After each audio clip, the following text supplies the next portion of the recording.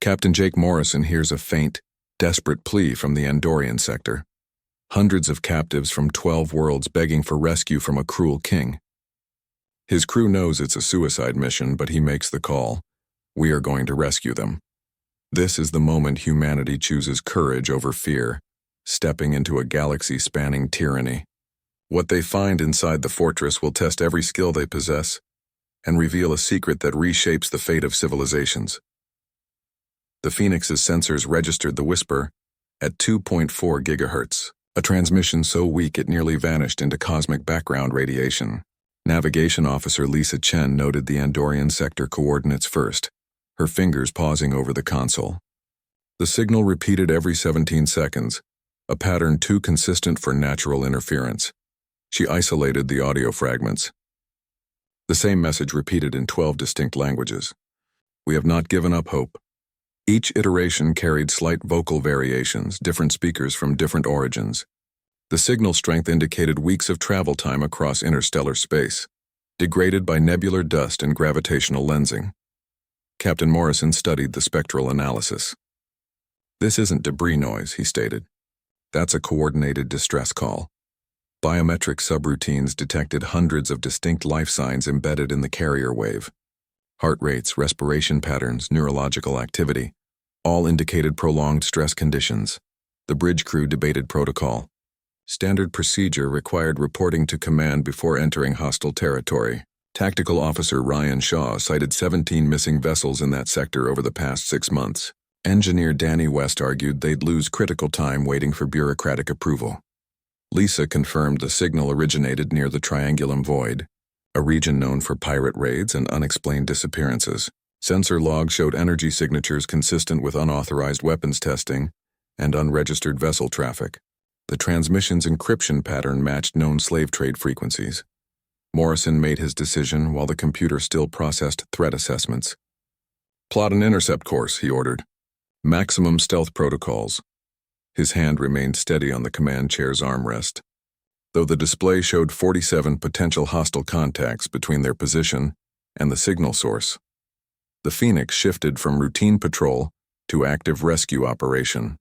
Defense systems activated silently, engine output reconfigured to minimize detectable emissions.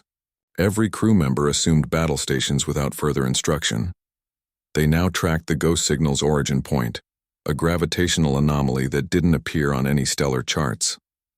The transmission's biometric data showed captives from multiple species, their physiological readings indicating malnutrition and psychological trauma. Heart rates spiked at regular intervals corresponding to guard patrol cycles. Morrison reviewed the tactical display. They're expecting no one to come, he observed.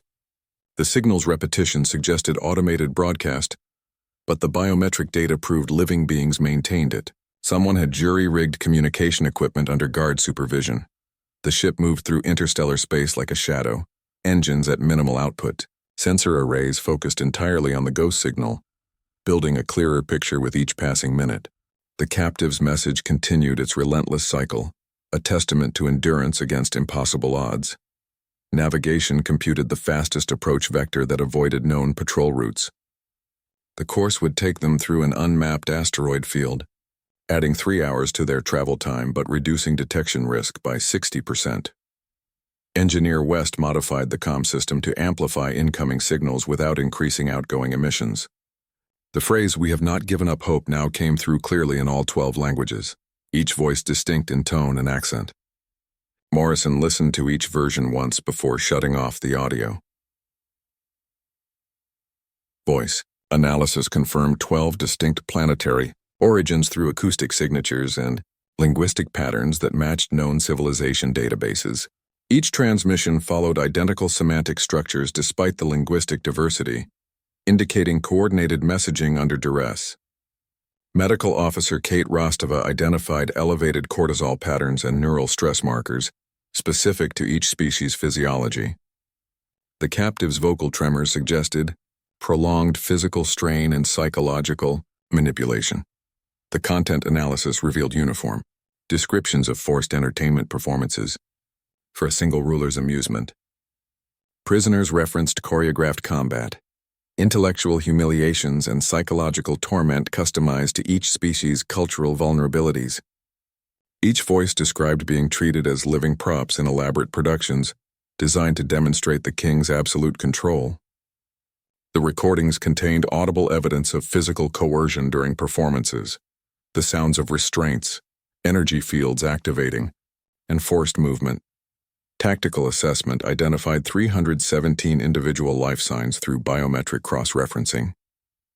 The prisoner roster included high-value targets from multiple civilizations, scientific innovators from Cygnus Prime, cultural ambassadors from the Vega system, political strategists from Orion's Belt. Their specialized knowledge suggested deliberate targeting rather than random capture.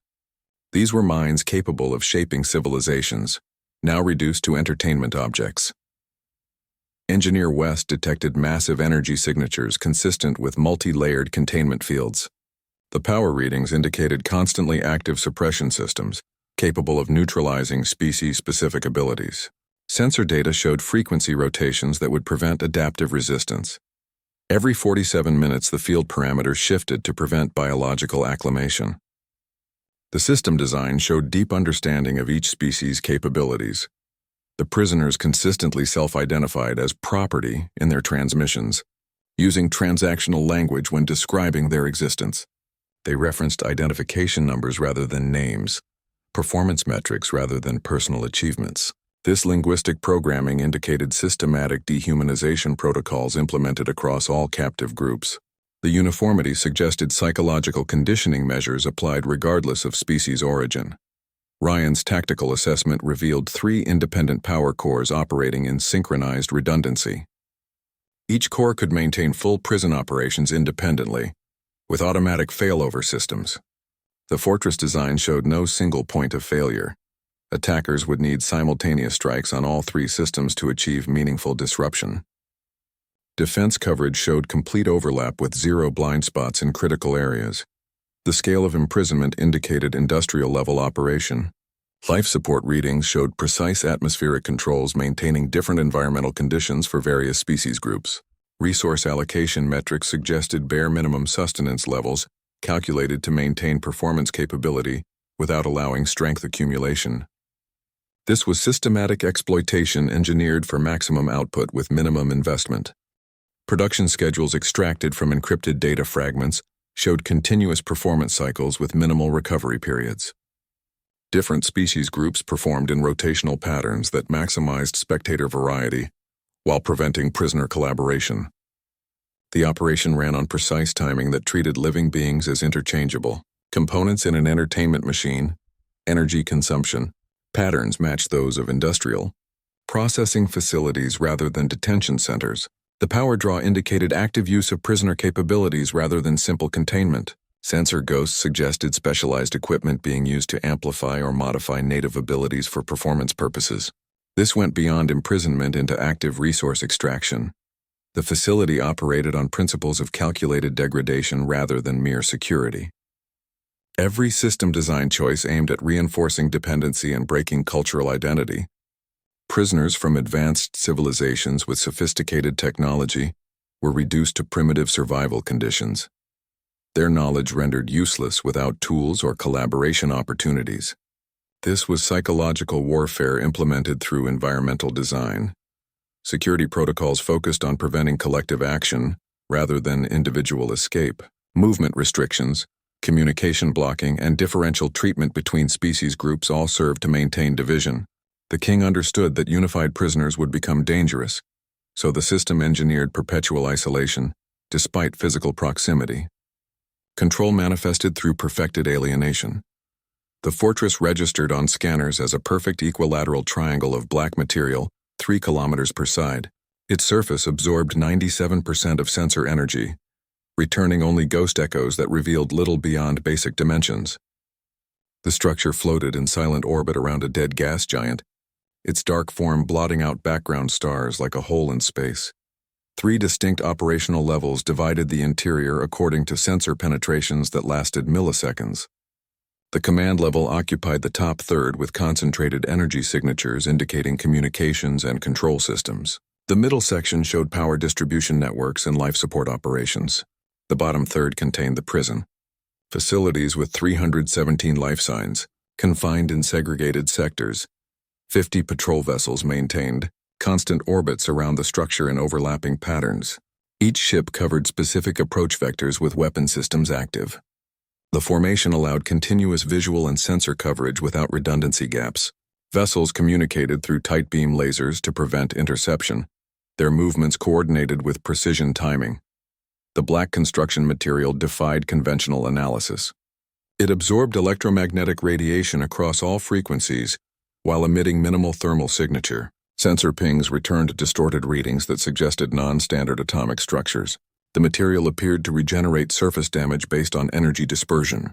Patterns observed during minor micrometeorite impacts. Weapon emplacements covered every potential approach vector without overlapping fields of fire. Each defensive battery operated independently with dedicated power sources. Targeting systems used predictive algorithms that adjusted for evasion patterns observed in previous intrusion attempts.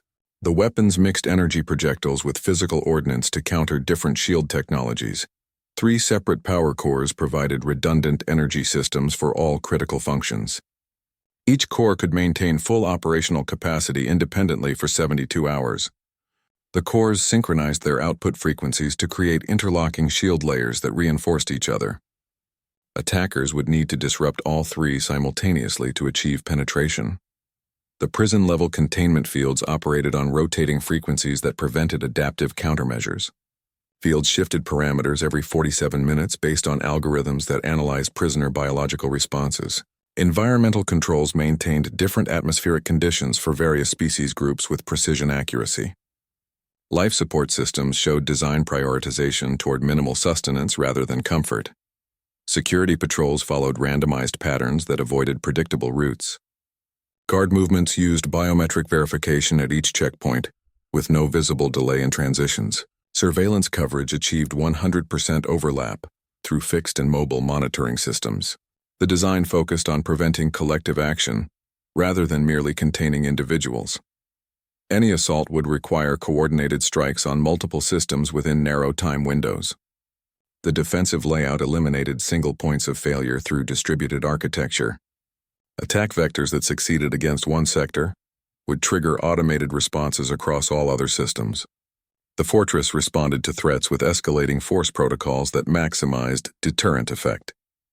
This installation represented psychological warfare through architectural design. Its visible impregnability served as primary defense mechanism against potential rescuers. The structure communicated absolute superiority through its flawless geometry and perfect operational efficiency. Every design choice aimed to convince observers that assault meant certain failure. The triangular form symbolized stability and balance while concealing brutal functionality. Its darkness absorbed light and hope equally, presenting a void where conventional tactics dissolved. Experienced crews recognized this fortress, not as challenge but as statement. Some prisons cannot be broken by force alone. The fortress registered on scanners as a perfect, equilateral triangle of black material 3 kilometers per side. Its surface absorbed 97% of sensor energy, returning only ghost echoes that revealed little beyond basic dimensions. The structure floated in silent orbit around a dead gas giant, its dark form blotting out background stars like a hole in space.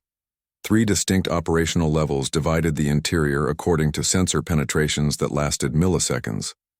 The command level occupied the top third with concentrated energy signatures indicating communications and control systems. The middle section showed power distribution networks and life support operations.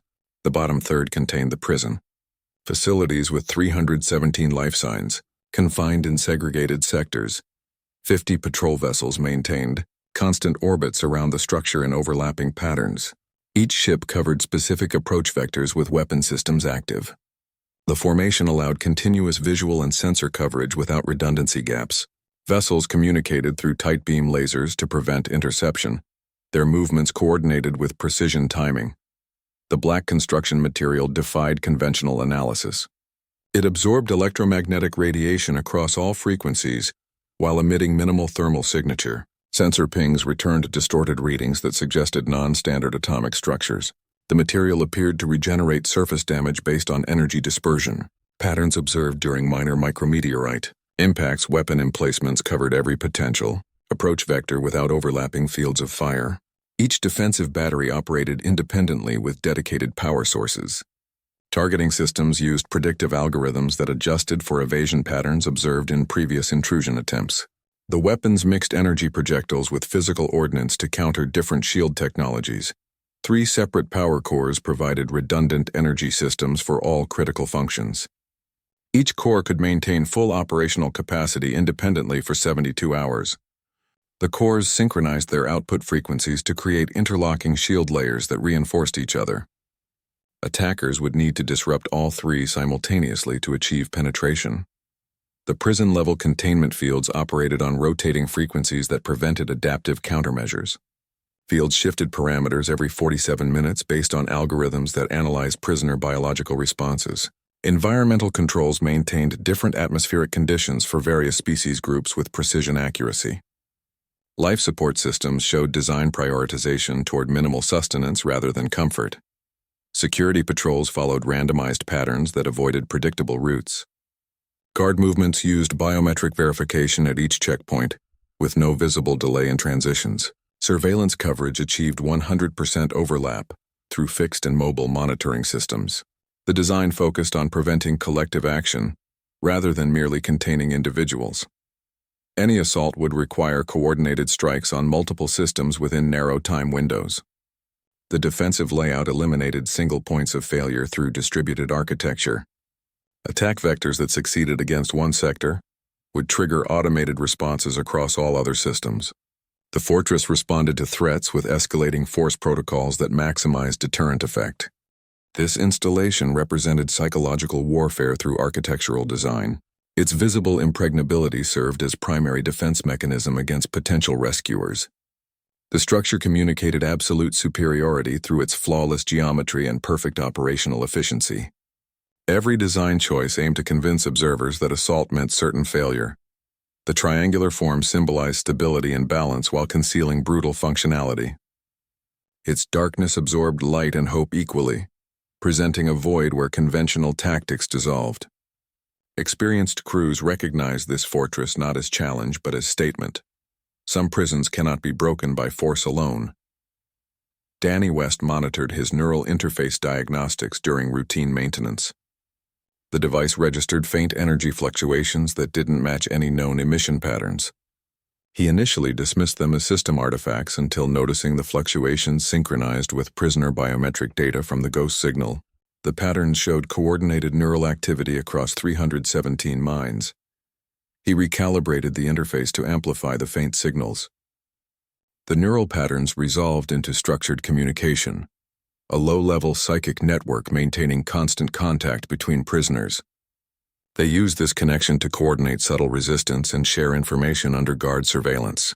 The communication occurred at quantum entanglement levels, bypassing conventional monitoring systems that tracked electromagnetic transmissions. Danny identified Lyra as the network's strongest signal source. Her neural patterns showed exceptional clarity and coordination capability. She acted as both communicator and amplifier for the prisoner network. Her thought patterns indicated advanced telepathic training and natural ability to interface with multiple consciousnesses simultaneously. He developed a feedback loop using the neural interface's calibration systems. The loop strengthened the connection gradually over 17 minutes until two-way communication became possible. The initial contact contained only basic concepts, images of containment fields, guard positions, and security checkpoints. Lyra's mind conveyed spatial awareness data with photographic precision. The mind-to-mind link provided real-time intelligence about guard movement patterns. Danny received updates on patrol rotations, weapon status checks, and surveillance blind spots. The information matched tactical scans but added psychological context, guard attitudes, attention levels, and procedural weaknesses. This created a living map of fortress security operations. Lyra conveyed detailed layout information about the prison-level security systems. She mentally projected images of control panel locations, emergency override sequences, and field generator frequencies. The data included maintenance schedules and system vulnerabilities not visible on scans. Her knowledge suggested careful observation during forced movement between cells and performance areas. The psychic bridge operated outside normal detection parameters. Conventional monitoring searched for electromagnetic transmissions or energy spikes. This connection used quantum coherence between neural patterns, leaving no detectable trace in the electromagnetic spectrum. The prisoners had developed this communication method through trial and error over months of captivity. Danny established communication protocols using structured thought patterns. Simple concepts represented complex information: geometric shapes for guard positions, color gradients for threat levels, numerical sequences for timing coordinates. The system allowed rapid information exchange without linguistic translation barriers between species. The connection required constant mental effort from both parties. Danny's interface helped stabilize the link, but Lyra maintained the prisoner network's integrity while communicating. Her cognitive load was immense, simultaneously coordinating 300 minds while providing real-time intelligence to the rescuers. This psychic channel became their only secure communication method. Radio silence was essential to avoid detection, and conventional messaging risked interception. The mind bridge provided uninterrupted contact despite the fortress's advanced monitoring systems. It turned the prisoners from passive captives into active participants in their own rescue. The mission now had continuous intelligence from inside the most secure area. Lyra's updates allowed tactical adjustments in real time. Guard movements, system status changes, and prisoner readiness all flowed through the connection.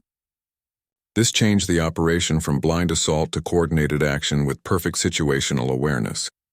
Danny monitored the link's stability while preparing insertion protocols. The neural interface showed Lyra's increasing fatigue but unwavering focus. She understood the stakes and maintained communication despite the mental strain. Her contributions transformed what should have been impossible into a calculated risk with clear parameters. Lisa, Jen guided the shuttle through the asteroid field using gravitational lensing effects around smaller rocks. She calculated trajectories that bent sensor beams away from their position, creating blind spots in the patrol coverage. The shuttle maintained velocity matching with debris fields moving naturally toward the fortress. Its movements blended with random cosmic drift patterns that appeared on scans as background noise. The stealth coating absorbed and reflected sensor energy to mimic space dust signatures. It emitted minimal thermal radiation and matched the electromagnetic profile of particulate matter. Patrol vessels registered the shuttle as insignificant debris unless performing focus scans. The approach exploited sensor calibration thresholds that ignored small, slow-moving objects. They timed their approach to coincide with the guard shift change. Patrol patterns showed a 17-second window when coverage overlapped less perfectly. 3 vessels altered courses simultaneously to return to docking bays, creating temporary gaps in the defensive perimeter. Lisa navigated through these gaps with precise thrust adjustments. Danny West maintained mental contact with Lyra during the approach. She provided real-time updates on internal security focus. Guard attention shifted toward shift change procedures, reducing external monitoring intensity. Blind spots appeared near maintenance airlocks where surveillance coverage was minimal. The psychic link confirmed optimal approach vectors. The shuttle docked at a maintenance port used for waste disposal and equipment transfer. This location received less security attention than primary docking bays. The exterior airlock showed minimal alarm system integration compared to other entry points. Manual override protocols were simpler due to frequent use by service drones. Kate Rostova prepared medical supplies for 12 different physiologies. She organized emergency trauma kits with species-specific medications and equipment. Environmental suits stood ready for prisoners requiring specialized atmospheric conditions. The medical bay configured itself for multiple simultaneous triage operations based on biometric data from the prisoners. Ryan Shaw mapped exit routes while monitoring guard patrol patterns. His displays showed 3 potential extraction paths with varying risk levels. He calculated timing windows between patrol rotations and surveillance system coverage gaps. Each route offered different advantages for speed versus concealment during escape. The insertion demanded flawless execution across all systems. Navigation adjustments occurred within centimeter tolerances to maintain stealth profile. Engine output remained at 2% capacity to minimize detectable emissions. Communication systems operated in receive-only mode to prevent outgoing transmissions. External sensors showed patrol vessels passing within 300 meters without detection alarms. The shuttle's energy signature remained below trigger thresholds for defensive systems. Thermal emissions matched background radiation levels from nearby asteroid fragments. The approach represented perfect alignment of technology and skill. Lisa performed final docking procedures with manual control override. The maintenance port required physical connection rather than automated systems. She aligned the shuttle's airlock with millimeter precision to avoid structural contact alarms. The docking seal engaged with minimal pressure change indicators. Internal scans confirmed the maintenance corridor was clear of guards. Surveillance in this section operated on motion-activated triggers rather than continuous monitoring. The team would have 47 seconds to exit the shuttle and reach cover before routine patrols passed this area. This insertion demonstrated navigation capabilities beyond standard operational parameters. The approach required understanding of sensor limitations and patrol behavior patterns. Every movement calculated risk against detection probability with mathematical precision. The shuttle became invisible through perfect integration with its environment. The airlock cycled open to reveal chamber, air heavy with recycled oxygen and the sharp scent of multiple species stress pheromones. These chemical markers indicated elevated anxiety levels across all prisoner groups. The atmosphere carried the metallic tang of containment field generators, mixing with biological odors of confined beings.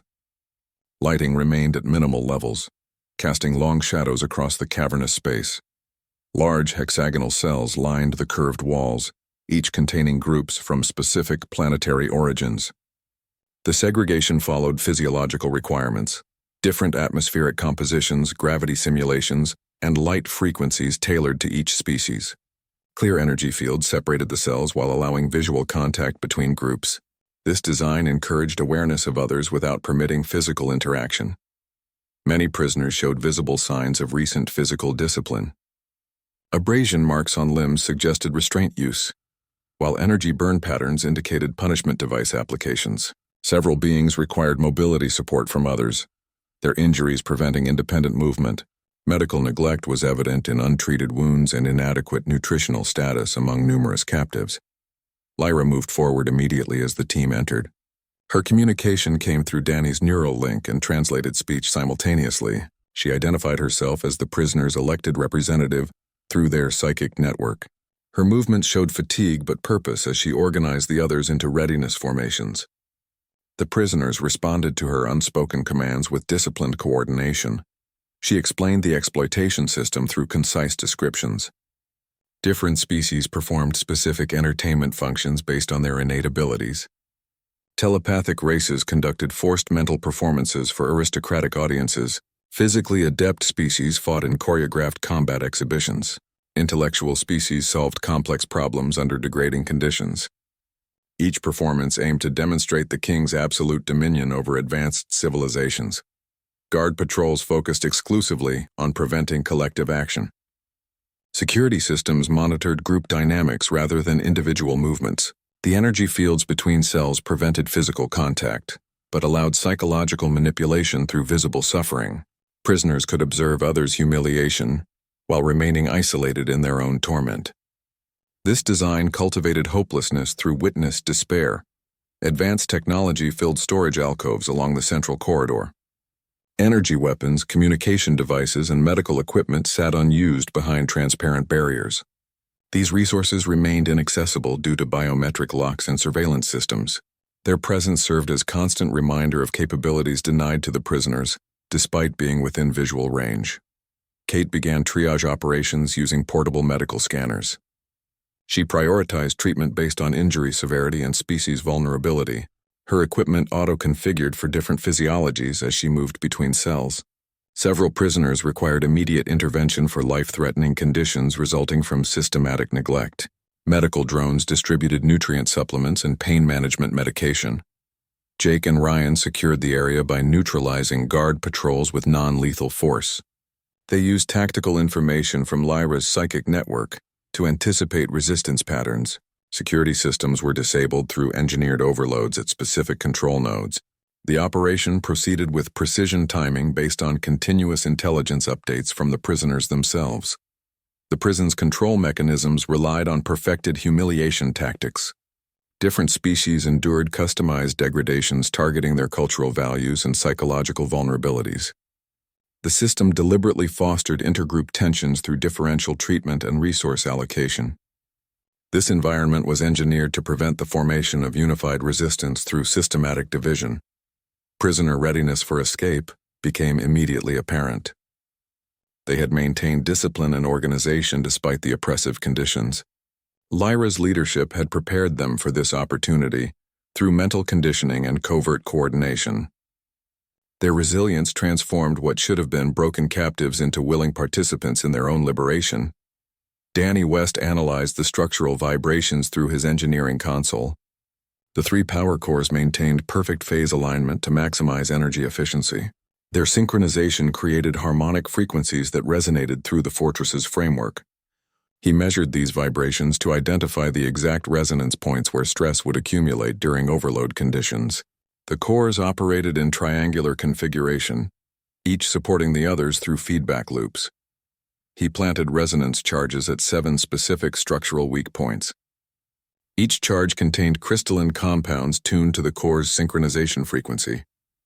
The devices would amplify existing vibrations rather than creating new energy signatures.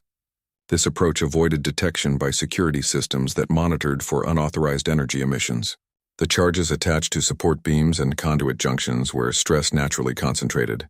The explosions would create cascading failures across all 3 systems simultaneously. Core 1's failure would trigger overload protocols in Core 2, which would then transfer excess load to Core 3. The designed chain reaction ensured complete system collapse within 3 seconds.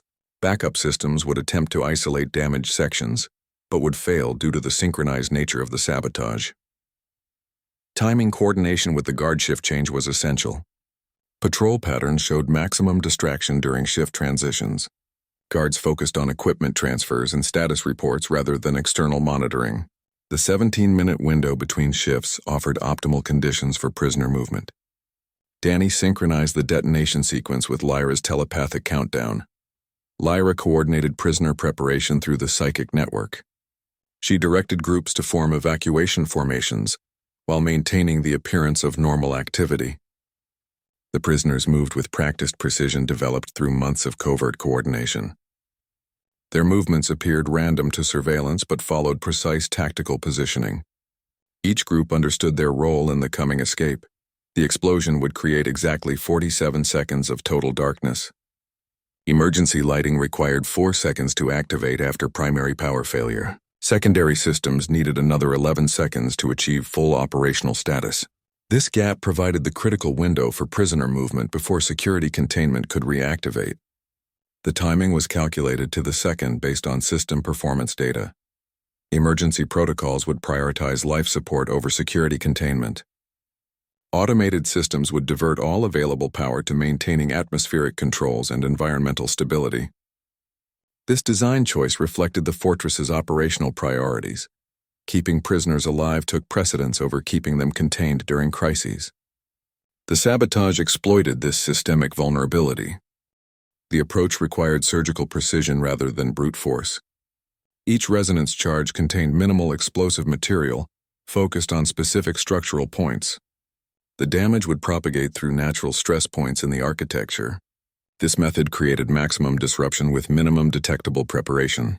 Security systems monitoring for large energy weapons or conventional explosives would miss the subtle preparations. Danny verified each charge's placement through structural integrity scans. The devices were positioned to exploit microfractures in the support framework.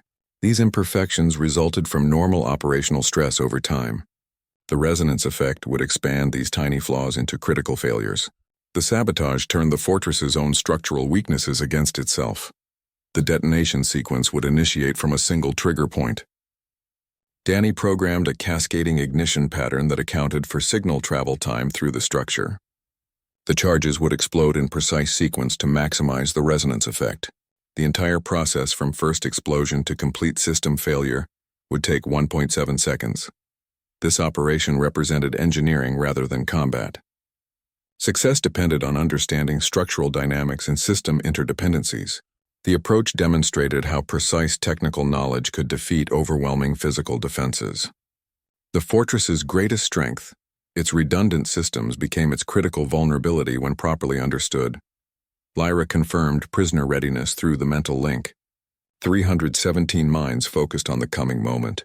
Their coordinated anticipation created a psychic tension that Danny could feel through his neural interface. The prisoners understood this was their only chance at freedom. Their mental discipline during the final moments was absolute.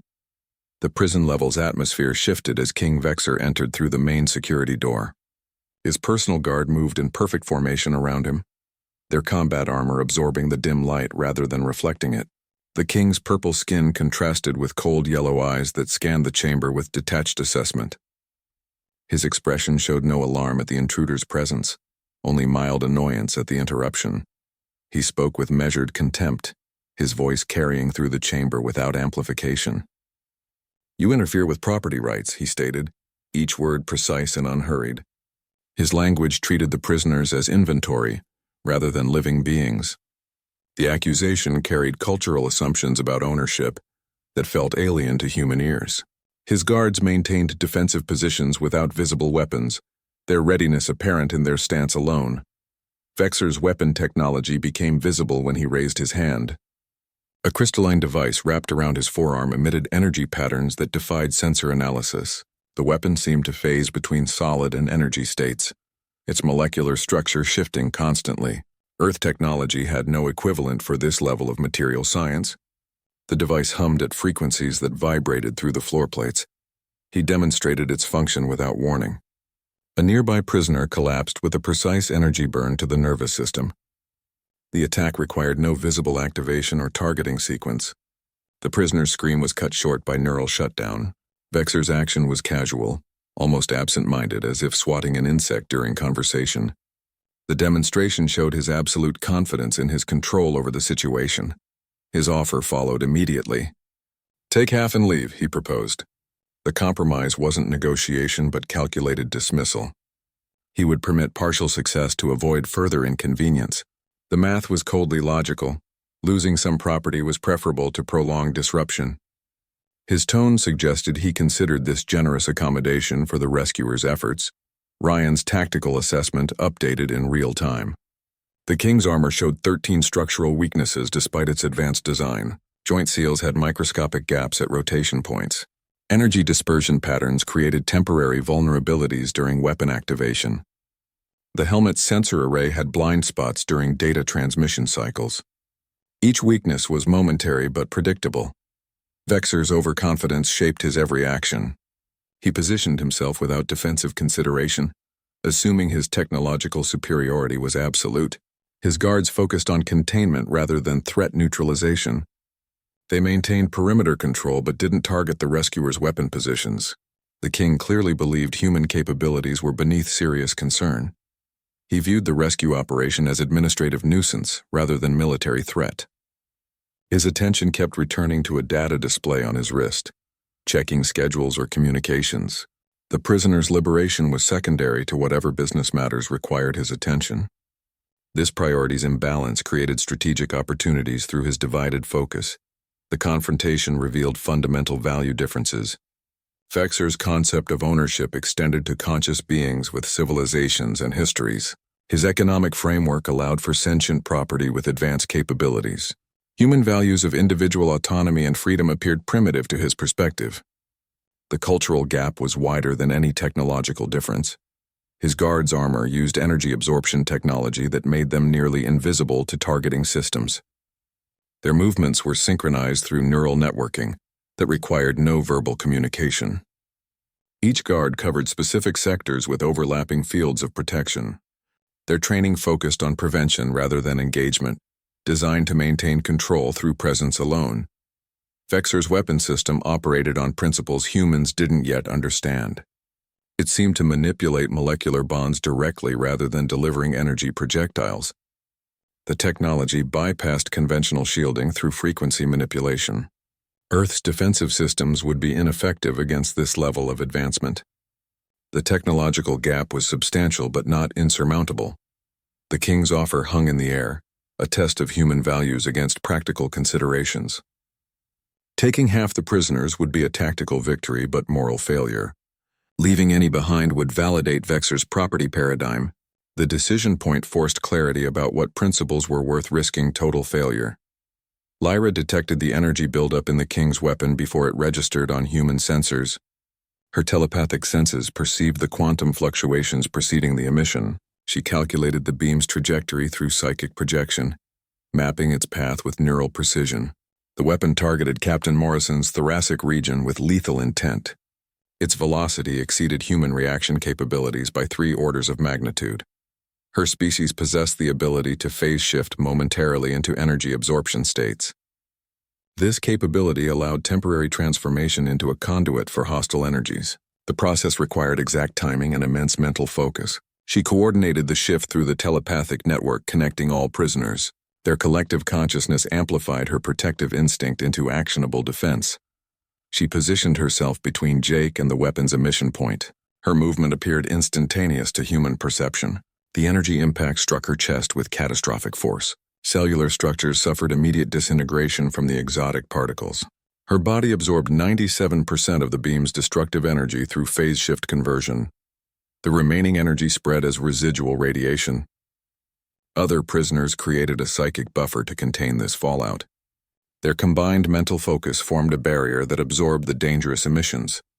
This collective action prevented collateral damage to nearby individuals.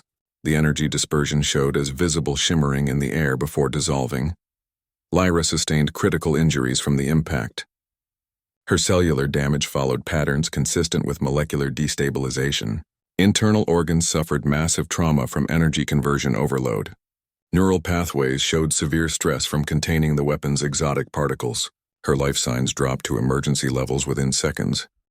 Kate Rostova initiated emergency treatment immediately. Her medical scanners configured for Lyra's physiology through rapid database matching. She administered stabilizers to prevent complete system collapse. The treatment required species-specific medications from prepared supplies. Cellular regenerators began damage control on the most critical tissues. The sacrifice demonstrated interspecies loyalty beyond cultural boundaries. Lyra acted to protect a being from another world without hesitation. Her decision reflected values that transcended planetary origins. The prisoners' coordinated response showed shared commitment to preservation of life. This unity formed despite months of systematic division and isolation. Medical intervention focused on stabilizing neural functions first. Lyra's telepathic abilities were critical to the escape operation. Kate prioritized treatments that would maintain her consciousness and coordination capabilities. The medical equipment operated at maximum capacity to address the complex injuries. Multiple systems required simultaneous attention to prevent cascade failures. The King's weapon technology caused damage patterns unlike any documented in human medical databases. Energy signatures indicated manipulation of molecular bonds rather than thermal or kinetic impact. Treatment protocols had to be developed in real time based on sensor readings. Kate's expertise with multiple physiologies proved essential for improvisation. Lyra's survival depended on both advanced medical care and her species' innate resilience. Her cellular structure showed remarkable regeneration capabilities even under extreme stress. The combination of natural biology and intervention created a chance for recovery. Her vital signs stabilized at critically low but sustainable levels. This act redefined the relationship between rescuers and rescued. The prisoners were no longer passive recipients of aid, but active participants in mutual protection. Lyra's choice demonstrated that loyalty could form across species lines in moments of crisis. The shared risk created bonds that bureaucratic protocols could never establish. The medical team worked under combat conditions while security maintained defensive positions. Treatment continued during active engagement with Royal Guards. This multitasking operation showed the crew's ability to manage crisis on multiple fronts. Lyra's survival became both medical priority and tactical necessity for mission success. Lisa Chen brought the Falcon into the docking bay during the critical 47-second power window. The shuttle's approach exploited the darkness and confusion following the power core explosions. She matched velocity with the rotating docking arm, engaging magnetic clamps with precise timing. The shuttle's ramp descended into near-total darkness, illuminated only by emergency glow strips along the floor. Prisoners moved in coordinated groups through the darkened corridors. Lyra's telepathic guidance directed each formation along predetermined routes. Her mental commands provided real-time navigation around security patrols and blocked passages.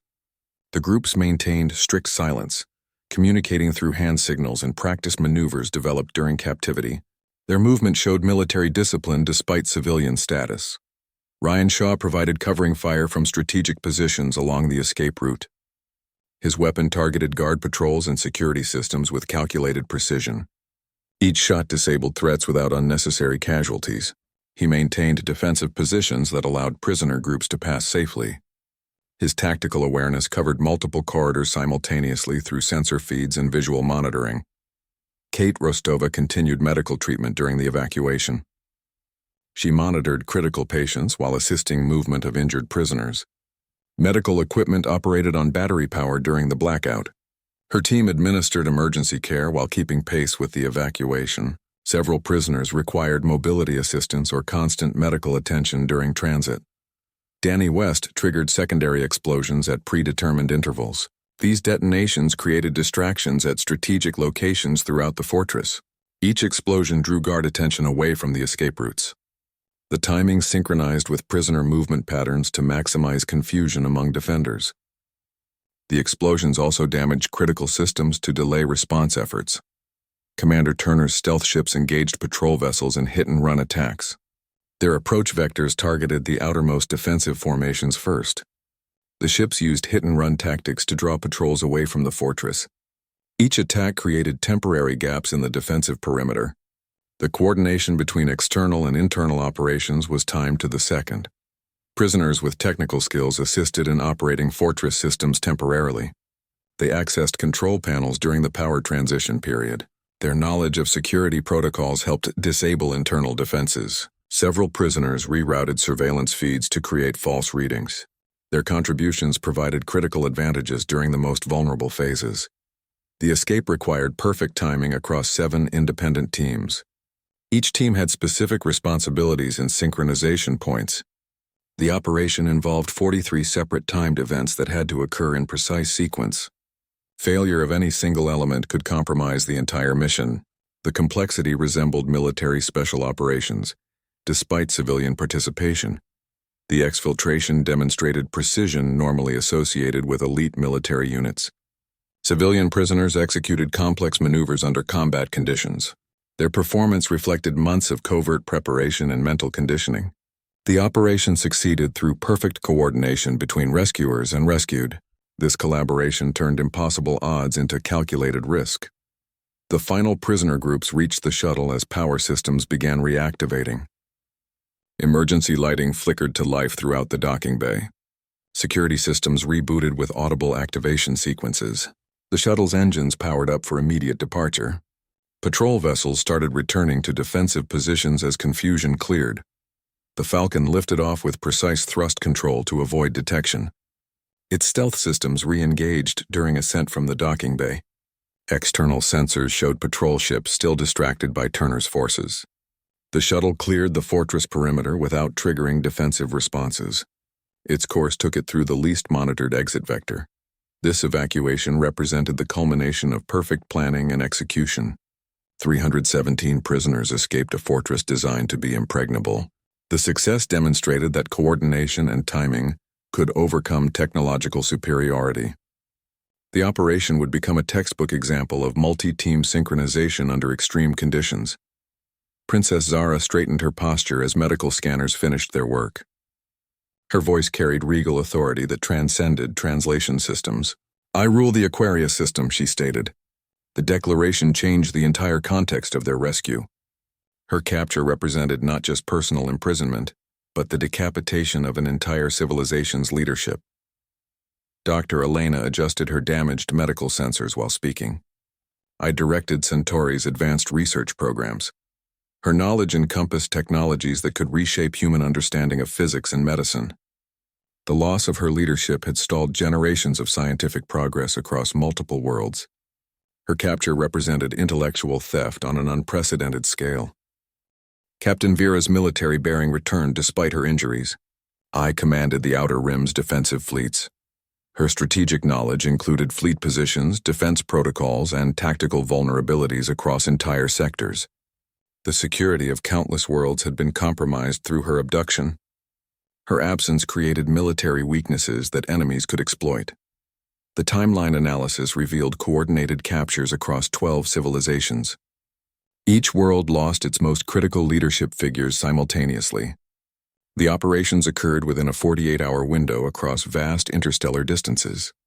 This synchronization indicated advanced planning and intelligence gathering capabilities far beyond normal military operations. Vexer's technology theft became apparent through systematic inventory. He had taken Aquarius's royal treasury containing cultural and technological artifacts. Centauri's research equipment and data crystals had been removed from secure facilities. Outer Rim defense ships and weapons systems were missing from their assigned positions. The thefts followed patterns of strategic resource acquisition rather than random looting. The prisoners had concealed their identities using psychic, dampening techniques developed through their telepathic network. They projected false psychological profiles and suppressed memory patterns that would reveal their importance. This collective mental discipline prevented Vexer from understanding the true value of his captives. Their deception protected their civilizations from further targeting. The leadership vacuum created immediate destabilization across multiple sectors. Without their primary decision-makers, civilizations became disorganized and vulnerable. Political systems experienced paralysis without their central figures. Military organizations lost strategic coordination. Economic networks suffered from interrupted trade agreements and resource allocations. Each captive represented specialized knowledge critical to their civilization's survival. Zara understood Aquarius's advanced water purification and energy distribution systems. Elena possessed research that could revolutionize medical treatment and materials science. Vera knew defense patterns that protected entire regions from invasion. Their combined knowledge formed a strategic repository of galactic significance. This was systematic warfare conducted through precision strikes rather than open conflict. The captures targeted the very foundations of each civilization's strength. The strategy aimed to create controlled collapse rather than military victory. Vexer sought to remake galactic power structures through calculated removal of key individuals. The scale of planning became terrifyingly clear. Intelligence gathering would have required years of covert observation. The simultaneous execution across light years indicated unprecedented logistical capabilities. The operation demonstrated resources and organization rivaling those of major galactic governments. The prisoners' survival became suddenly more significant than mere rescue. Their return could restore stability to endangered civilizations. Their knowledge could counter the damage caused by their absence. The mission transformed from humanitarian effort to strategic necessity for galactic security. Vexer's true ambition revealed itself through this pattern. He wasn't merely collecting entertainment or seizing resources. He was systematically dismantling competing power structures to create his own dominion. The prison complex was just one tool in a much larger campaign of control. The human crew understood they had interrupted something far more significant than they imagined. Their rescue operation had accidentally struck at the heart of a galactic conspiracy. The 317 prisoners weren't just victims, they were the keys to preventing widespread collapse across known space. Princess Zara straightened her posture as medical scanners finished their work. Her voice carried regal authority that transcended translation systems. "I rule the Aquarius system," she stated. The declaration changed the entire context of their rescue. Her capture represented not just personal imprisonment, but the decapitation of an entire civilization's leadership. Dr. Elena adjusted her damaged medical sensors while speaking. "I directed Centauri's advanced research programs. Her knowledge encompassed technologies that could reshape human understanding of physics and medicine. The loss of her leadership had stalled generations of scientific progress across multiple worlds. Her capture represented intellectual theft on an unprecedented scale. Captain Vera's military bearing returned despite her injuries. I commanded the Outer Rim's defensive fleets. Her strategic knowledge included fleet positions, defense protocols, and tactical vulnerabilities across entire sectors. The security of countless worlds had been compromised through her abduction. Her absence created military weaknesses that enemies could exploit. The timeline analysis revealed coordinated captures across 12 civilizations. Each world lost its most critical leadership figures simultaneously. The operations occurred within a 48-hour window across vast interstellar distances.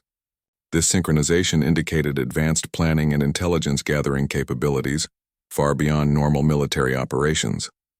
Vexer's technology theft became apparent through systematic inventory. He had taken Aquarius's royal treasury containing cultural and technological artifacts.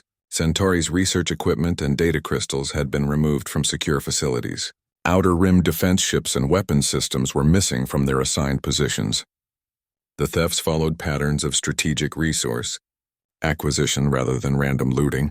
The prisoners had concealed their identities using psychic dampening techniques developed through their telepathic network. They projected false psychological profiles and suppressed memory patterns that would reveal their importance. This collective mental discipline prevented Vexer from understanding the true value of his captives. Their deception protected their civilizations from further targeting. The leadership vacuum created immediate destabilization across multiple sectors.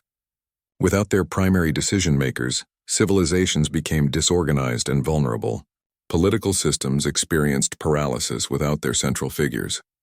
Military organizations lost strategic coordination. Economic networks suffered from interrupted trade agreements and resource allocations. Each captive represented specialized knowledge critical to their civilization's survival. Zara understood Aquarius's advanced water purification and energy distribution systems. Elena possessed research that could revolutionize medical treatment and materials science. Vera knew defense patterns that protected entire regions from invasion. Their combined knowledge formed a strategic repository of galactic significance. This was systematic warfare conducted through precision strikes rather than open conflict. The captures targeted the very foundations of each civilization's strength. The strategy aimed to create controlled collapse rather than military victory. Vexer sought to remake galactic power structures through calculated removal of key individuals. The scale of planning became terrifyingly clear. Intelligence gathering would have required years of covert observation. The simultaneous execution across light years indicated unprecedented logistical capabilities. The operation demonstrated resources and organization rivaling those of major galactic governments. The prisoners' survival became suddenly more significant than mere rescue. Their return could restore stability to endangered civilizations. Their knowledge could counter the damage caused by their absence. The mission transformed from humanitarian effort to strategic necessity for galactic security. Vexer's true ambition revealed itself through this pattern. He wasn't merely collecting entertainment or seizing resources. He was systematically dismantling competing power structures to create his own dominion. The prison complex was just one tool in a much larger campaign of control. The human crew understood they had interrupted something far more significant than they imagined. Their rescue operation had accidentally struck at the heart of a galactic conspiracy. The 317 prisoners weren't just victims, they were the keys to preventing widespread collapse across known space. The prisoners revealed technologies concealed through psychic dampening and strategic deception. Lyra demonstrated telepathic communication that formed their covert network. This technology allowed real-time coordination without detectable energy signatures. The prisoners maintained this network throughout captivity, despite Vexer's monitoring systems. Their mental connection operated at quantum levels that conventional sensors couldn't detect. Energy systems tapped into quantum vacuum fluctuations for power generation. This technology extracted zero-point energy from space itself. It provided virtually unlimited power without fuel requirements or waste products. The systems could scale from personal devices to civilization-level infrastructure. This represented complete energy independence from conventional sources. Medical knowledge included cellular regeneration and age reversal capabilities. Treatments could rebuild damaged tissue at molecular levels. The technology repaired genetic damage and restored biological functions. Aging became a manageable condition rather than inevitable decline. These medical advances could eliminate numerous diseases and physical limitations. Materials science created self-repairing structures through nanotechnology. Damaged materials could regenerate their original form and function. The technology worked on metallic, organic, and composite substances alike. Structures maintained integrity under extreme stress and environmental conditions. This capability ensured longevity and reliability across all applications. Propulsion systems folded space-time rather than moving through conventional space. Ships could travel between points without crossing intervening distance. The technology manipulated gravitational fields to create temporary wormholes. Journey times became independent of distance between locations. This enabled instantaneous travel across galactic scales. The prisoners concealed these technologies to prevent Vexor from becoming unstoppable. They understood the combined capabilities would grant him absolute power. Each civilization maintained secrecy through different methods adapted to their specialties. Some used psychic masking, while others employed technological countermeasures. Their collective deception protected the galaxy from catastrophic imbalance. Each civilization specialized in distinct technological domains through cultural evolution. The Aquarius system mastered hydroenergy and fluid dynamics. Centauri researchers developed advanced medical and biological sciences. Outer Rim engineers perfected propulsion and spatial manipulation. 12 worlds represented 12 branches of extreme technological advancement. The combination of all 12 technologies created unprecedented synergistic capabilities. Medical nanotechnology integrated with material science for organic-inorganic interfaces. Energy systems powered propulsion technology for unlimited range. Telepathic networks coordinated complex multi-system operations. The whole became greater than the sum of its parts through perfect integration. This knowledge represented millions of years of collective civilization progress. Each world had developed its specialty over millennia of focused research. The technologies reflected deep understanding of fundamental physical principles. They represented evolutionary peaks in their respective fields of study. The combined knowledge formed a complete technological ecosystem. The prisoners had maintained their secrecy despite constant observation and interrogation. They used their specialized knowledge to create undetectable concealment methods. Psychic races masked technological signatures through mental projection. Materials experts created shielding that absorbed detection energies. Medical specialists developed biological counter-surveillance techniques. The revelation transformed humanity's understanding of galactic technological development. These advancements surpassed human capabilities in every measurable aspect. The integration of these technologies could solve numerous human challenges. Energy shortages, disease, and transportation limits all became solvable problems. The knowledge represented both opportunity and responsibility. The prisoners offered this knowledge freely as gratitude for their rescue. They recognized humanity's values aligned with responsible technology use. Their civilizations believed in sharing advancements for mutual benefit. This stood in stark contrast to Vexor's philosophy of control through technological domination. The exchange represented a new chapter in interstellar relations. The combined technologies required careful implementation and ethical consideration. Their power could be misused if applied without proper safeguards. The prisoners emphasized the importance of balanced development and responsibility. Their civilizations had learned through experience that technology must serve life rather than dominate it. This wisdom became part of the knowledge transfer. Data recovery from the fortress's main computer revealed 15 additional bases scattered across multiple sectors. Each facility matched the triangular black structure design with identical defensive systems. The scale indicated an operation spanning thousands of light years with coordinated management. Sensor logs showed regular transport routes between bases using encrypted navigation data. Each base contained prisoners from different combinations of civilizations. The prisoner distribution followed strategic patterns rather than random captures. Some facilities specialized in holding scientific minds while others focused on political leaders or military strategists. The selection criteria aimed to remove specific capabilities from targeted civilizations systematically. The operation funded itself through technology theft and resource extraction on industrial scales. Financial records showed transactions involving advanced weapons, rare materials, and proprietary scientific data. The stolen goods moved through black market channels with connections to legitimate corporations. Profit margins reached 80% due to zero acquisition costs for the primary resources. Corrupt officials in 17 governments facilitated the capture operations. Intelligence files contained names, payment records, and communication logs implicating high-level administrators. These officials provided advance notice of travel schedules, security details, and defensive weaknesses. Their cooperation allowed precise strikes against heavily protected individuals. Vexer planned to ransom leaders back after causing sufficient societal collapse. Negotiation protocols were prepared for each civilization with escalating demand structures. The ransom included territorial concessions, resource rights, and political obedience clauses. The strategy aimed to create client states rather than merely extract wealth. Psychological warfare components aimed to create permanent dependence through systematic degradation. Prisoner treatment protocols included calculated humiliation routines and controlled deprivation. The system broke cultural identity and individual self-worth through engineered despair.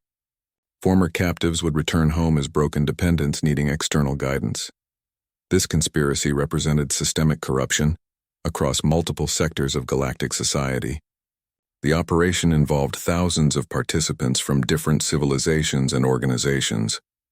Financial networks, transportation systems, and government agencies all contained compromised elements. The corruption was not isolated but embedded in normal operations. The rescue mission addressed only one node in the extensive network. 15 identical facilities continued operations with full prisoner complements. Each base maintained independent command structures with backup protocols. The loss of one location triggered increased security measures across all others. The revelation showed the problem was larger than initial assessments indicated. What appeared as a single criminal enterprise was actually a galaxy-spanning system. The operation scale required rethinking of entire security paradigms. Conventional military responses would be inadequate against such distributed threats. Intelligence gathering became the immediate priority. The Alliance needed complete understanding of base locations, operational patterns, and defensive capabilities. This required coordinated surveillance across multiple sectors simultaneously. The rescued prisoners provided critical information about other facilities they had learned about through guard conversations and transferred captives. The technological advantage gained from the prisoners became essential for countering the network. Advanced sensors could penetrate the stealth systems protecting other bases. Improved propulsion allowed rapid response across great distances. The tools to dismantle the conspiracy were now available if properly deployed. The situation demanded immediate action before the network could adapt to the security breach. Vexer's organization would strengthen defenses and relocate critical assets. The window for effective response was narrowing with each passing hour. Speed and precision became more important than overwhelming force. This was no longer about single rescues, but about dismantling an entire system of exploitation. The approach required surgical strikes combined with intelligence operations. Each successful liberation would provide more information about the overall network structure. The campaign would be fought through information as much as through weapons. Hope Station represented repayment for the rescue operation, according to galactic traditions of honor and obligation. The 12 civilizations contributed their specialized technologies and construction capabilities without reservation. Each species provided materials and expertise from their homeworlds, creating a structure that combined all their advancements seamlessly. The station served as both gift and statement, gratitude, expressed through practical means, rather than ceremonial gestures. The station's design incorporated architectural elements from all 12 civilizations, in deliberate balance. No single culture dominated the visual or functional aspects. Living areas accommodated different atmospheric needs and gravity preferences simultaneously. Common spaces facilitated interaction while respecting species-specific privacy requirements. This careful integration demonstrated deep understanding of each culture's essential characteristics. Its folded space propulsion system allowed travel between sectors without conventional movement. The drive manipulated gravitational fields to create temporary spatial distortions. This technology enabled the station to serve as mobile command center and diplomatic venue. It could respond to emergencies anywhere in known space within hours rather than weeks. This capability transformed strategic planning for the entire alliance. Neutral territory was essential for interspecies cooperation after centuries of isolation.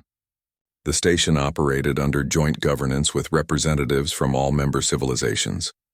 Its location outside any single species' territory prevented claims of dominance or favoritism.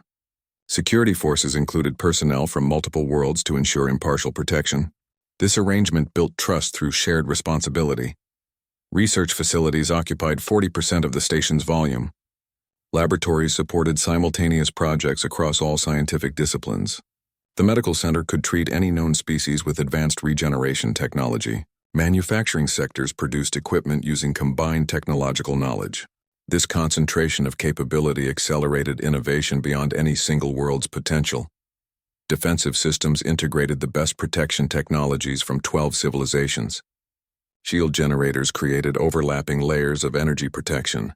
Weapon systems could deter fleet-sized attacks without offensive posturing. The station's mobility added strategic advantage against fixed positions. These defenses ensured the station could survive direct assault while maintaining its neutral status. Humanity received stewardship because their actions demonstrated values the other civilizations respected but rarely practiced. The rescue mission showed willingness to risk everything for strangers without calculation of gain. This moral courage became the foundation for the Alliance's operational philosophy. Human leadership balanced technological capability with ethical considerations that other species sometimes neglected. The station's construction occurred during the 6 months following the prison break. Work proceeded in secret at a location unknown even to Alliance members. The reveal surprised Morrison and his crew when they received coordinates for the inaugural meeting. The station represented the most rapid construction project in galactic history, using advanced manufacturing techniques. This facility became the physical symbol of unity against exploitation networks. Its very existence contradicted Vexor's philosophy of domination through division. The cooperation required to build it demonstrated alternative models of interstellar relations. Hope Station stood as permanent reminder that different species could achieve more together than separately. The station's technology included medical systems that accelerated healing by a factor of 10 compared to Earth's best hospitals. Regenerative treatments could rebuild damaged tissue in hours rather than months. Defensive capabilities could protect entire star systems with single fleet deployments. These advancements were shared freely rather than controlled for advantage. Hope Station's creation marked a turning point in galactic politics. It demonstrated that trust could be built through action rather than negotiation. The station became the foundation for lasting peace because it served all civilizations equally. This approach to cooperation would define the Alliance's operations for generations to come. The 12 advanced civilizations offered command to a human captain because their own leadership models prioritized calculated risk assessment over moral imperative. Their decision-making algorithms consistently recommended against high-risk rescues when probability of success fell below certain thresholds. Captain Morrison's choice to attempt the impossible rescue demonstrated values their systems could quantify, but not emulate. This gap in their operational philosophy created the need for human leadership. The Alliance coordinates rescue operations across all known sectors through integrated command structures. Its network includes rapid response teams, intelligence gathering units, and medical support divisions. Operations are managed from Hope Station using real-time data from multiple surveillance sources. The system allows coordinated strikes against exploitation networks with precision timing and minimal collateral damage. Military, medical, and diplomatic resources from 13 civilizations are combined into a single operational framework. Each civilization contributes specialized capabilities based on their technological advancements and cultural strengths. The integration creates capabilities beyond what any single species could achieve independently. This combined force operates with unified command but diverse tactical approaches. Jake's leadership demonstrated the human tendency to prioritize individual lives over statistical calculations. His decision to attempt rescue against overwhelming odds reflected values that algorithms could not adequately weight. The other civilizations recognized this moral courage as essential for combating exploitation networks that relied on victims being statistically insignificant. Human values filled a strategic gap in galactic defense philosophy. The human approach focuses on saving lives first and considering political consequences second. This contrasts with other civilizations' protocols that require extensive risk-benefit analysis before action. The difference in prioritization creates faster response times and greater willingness to intervene in hopeless situations. This operational philosophy has proven effective against networks that exploit bureaucratic delays. Other civilizations provide advanced technology, while humans provide moral and strategic direction. The division of labor leverages each species' strengths without forcing cultural changes. Technological capabilities include sensor systems, medical advancements, and propulsion technologies that enhance operational effectiveness. Human leadership ensures these capabilities are applied with appropriate ethical considerations. The fleet incorporates ships from all member civilizations with integrated technology systems. Vessels are modified to combine defensive, propulsion, and sensor technologies from multiple sources. This creates capabilities that no single civilization could achieve independently. The integrated fleet can operate in diverse environments and against varied threats with equal effectiveness. Operations focus on identifying and dismantling exploitation networks through coordinated strikes. Intelligence gathering targets financial systems, transportation routes, and communication channels used by slavers. Military actions are precisely timed to maximize prisoner rescue while minimizing resistance. Medical teams provide immediate care for liberated captives regardless of species. The alliance represents permanent commitment rather than temporary cooperation. Member civilizations have signed binding agreements that mandate resource sharing and mutual defense. This permanence ensures consistent response to threats across galactic sectors. The long-term commitment allows for strategic planning beyond single missions or crisis responses. This command structure strategically leverages each species' unique capabilities. Telepathic races handle communication and coordination, where electronic systems might be monitored. Technologically advanced species develop countermeasures against enemy equipment. Physically resilient species lead boarding actions and close-quarters combat. The system creates optimal team compositions for each mission profile. The integrated approach has proven effective against distributed networks that adapt quickly to conventional tactics. By combining diverse capabilities, the Alliance can respond to new threats with innovative solutions. This flexibility is essential when facing opponents who constantly evolve their methods.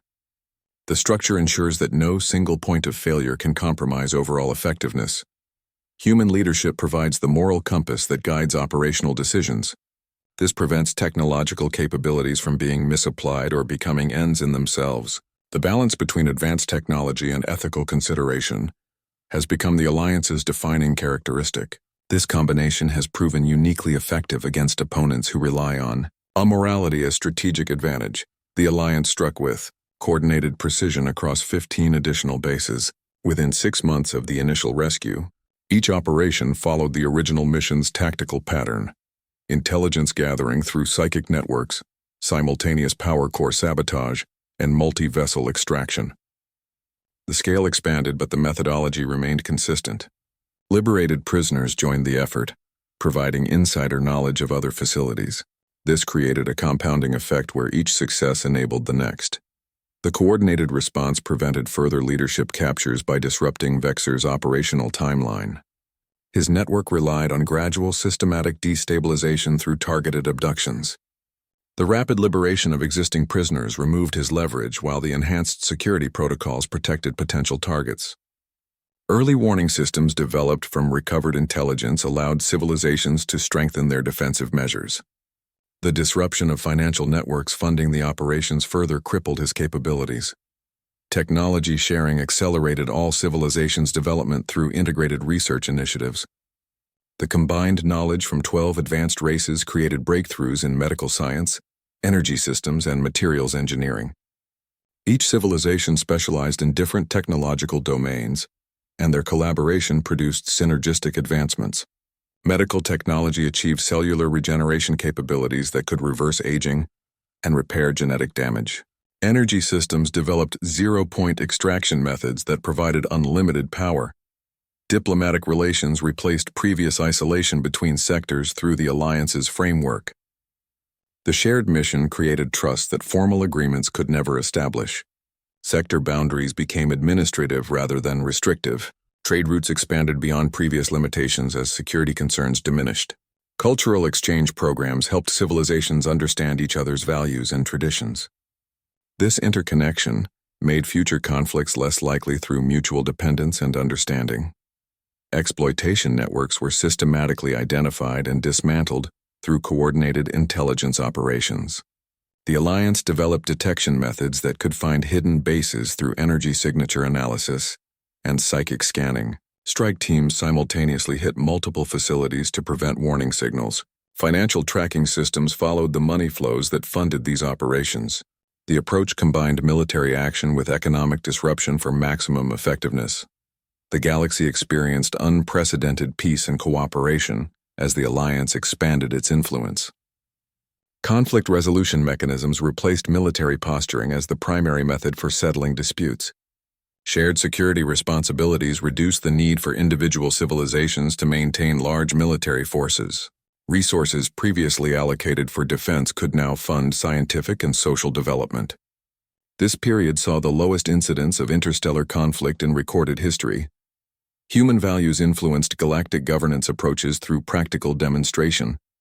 The rescue mission showed that calculated risks for moral reasons could produce strategic advantages. Other civilizations began incorporating ethical considerations into their decision-making algorithms. The focus shifted from pure efficiency calculations to balanced evaluations that included humanitarian factors. This created more resilient systems that could adapt to unexpected variables. The transformation proved that moral courage could change systems when demonstrated through action. The willingness to attempt impossible rescues inspired similar behavior across galactic society. Individuals began taking stands against corruption and exploitation in their own civilizations. This cultural shift made it increasingly difficult for operations like Vexers to find support or tolerance. The change occurred through example rather than coercion. This 6-month period represented the most rapid positive change in galactic history. The transformation affected political, technological, and social structures simultaneously. The pace of advancement accelerated beyond any previous period of development. The foundation established during this time would shape interstellar relations for generations. The changes proved permanent because they benefited all participating civilizations equally. The integration of diverse skills ensured the Alliance's continued effectiveness. Morrison's original crew maintained key positions within the expanded operation. Their practical experience balanced the theoretical knowledge provided by other civilizations. This combination of field expertise and advanced technology created an unstoppable force for change. The team's cohesion provided stability during rapid expansion. New technologies and infrastructure supported the Alliance's growing capabilities. Hope Station served as mobile command center and diplomatic hub. Advanced starships incorporated propulsion systems from multiple civilizations for unprecedented speed and range. The shared development of these assets created permanent bonds between member worlds. The physical infrastructure became symbols of what cooperation could achieve. Lyra explained the decision with clinical precision during the post-mission debrief. She described how other species calculate risk and probability with meticulous algorithms. Their decision matrices account for success percentages, resource allocation, and potential collateral damage. Advanced civilizations possess superior technology, but diminished moral courage developed through centuries of cautious advancement. Their systems prioritize statistical safety over ethical imperatives. Humanity demonstrated willingness to act despite overwhelming odds that would trigger abort protocols in other species. Captain Morrison's decision to engage Vexer's fortress had a calculated success probability of 3.7%. Standard galactic protocols mandate non-intervention below 20% probability thresholds. This difference in risk assessment created the leadership gap that humans filled naturally. The rescue mission showed values that algorithms cannot quantify mathematically. Empathy bonds, moral obligations, and ethical responsibilities defy numerical weighting systems. Human decision-making incorporates emotional intelligence alongside tactical calculations. This dual approach creates balanced outcomes that pure logic cannot achieve. The combination produces solutions that satisfy both practical and humanitarian requirements. Human empathy creates cross-species connections through shared emotional recognition. This occurs without translation systems or cultural familiarization. The capacity to recognize suffering in completely alien beings appears uniquely human among advanced civilizations. This emotional intelligence complements the technological intelligence provided by other species. The synthesis creates decision-making frameworks that value life beyond statistical significance. Other civilizations became increasingly cautious as their technological capabilities advanced. Their risk assessment protocols evolved to protect complex infrastructures and delicate political systems. This cultural development prioritized stability over intervention even in clear moral crises. The pattern created a galactic leadership vacuum where dangerous situations persisted because they fell below action thresholds. Human leadership filled this developmental gap in galactic civilization. Our species' relative technological youth preserved willingness to take calculated moral risks. This provided the Alliance with decisive action capability that other members lacked. The combination of human courage and advanced technology created an unstoppable force for positive change across sectors. The difference makes humanity essential to galactic progress despite technological disadvantages. Advanced civilizations recognize that pure logic cannot solve problems requiring moral courage. Our value lies not in what we possess technologically, but in how we apply our capabilities ethically. This perspective has become the Alliance's guiding principle for all operations. Lyra's analysis concluded that numerous ships received the distress signals from the prisoners. Only the human crew responded immediately without awaiting approval or calculating odds. This pattern repeated across multiple crisis situations monitored by the Alliance. Human crews consistently engage when others hesitate, creating opportunities that would otherwise be lost. This behavioral difference stems from cultural values rather than biological factors. Human societies celebrate intervention on behalf of strangers despite personal risk. Our stories and training emphasize moral courage as the highest virtue. This cultural programming produces individuals who act when algorithms recommend withdrawal. The galactic community now recognizes this human trait as irreplaceable. Our willingness to attempt impossible rescues has saved civilizations that superior technology could not protect. This has reshaped how advanced species view risk assessment and ethical responsibility. The human difference has become the Alliance's most valuable strategic asset. The Fortress rescue revealed technology alone cannot ensure survival. Advanced civilizations possessed superior weapons and systems, but their risk calculations left them passive observers. Humanity's value emerged not from our technology, but from our readiness to act when others hesitated. Our place in the galaxy is now defined by this moral choice. We help strangers despite the danger, answering calls others ignore. This willingness to risk everything for those in need became our greatest offering. The Liberation Alliance now extends across sectors, its mission clear: to protect those who cannot protect themselves. The work continues,